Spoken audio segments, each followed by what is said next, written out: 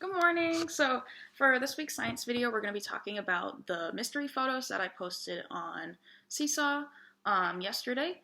So if you didn't have a chance to look at those photos, I'm going to post them here so you can pause the video when those pop up. And I want you guys to make sure you write down things that you notice about the photo, what you think might have created that pattern in the photo, or why you think that might have happened. So these photos are all going to be something that naturally occurs in nature or is made by something naturally occurring. So I'm going to post those now, so pause the video here if you still need time to look at those.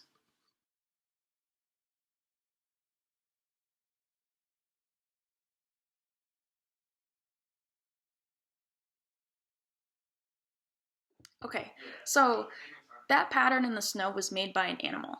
So when an animal makes a pattern like that in the snow or in another impressionable surface like sand or mud, that is called a track. So those track patterns can be made by tons of different animals, and all animals make different track patterns.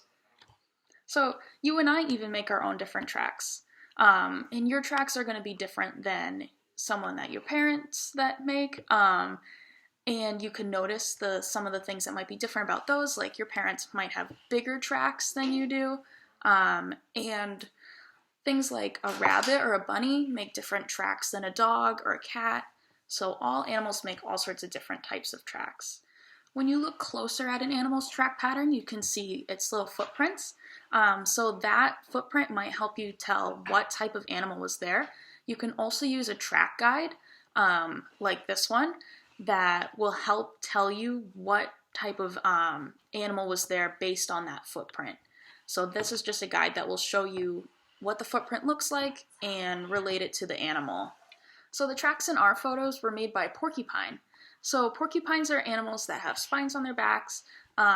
They live in New Hampshire, they live in the northern United States and Canada, and they're pretty common animals.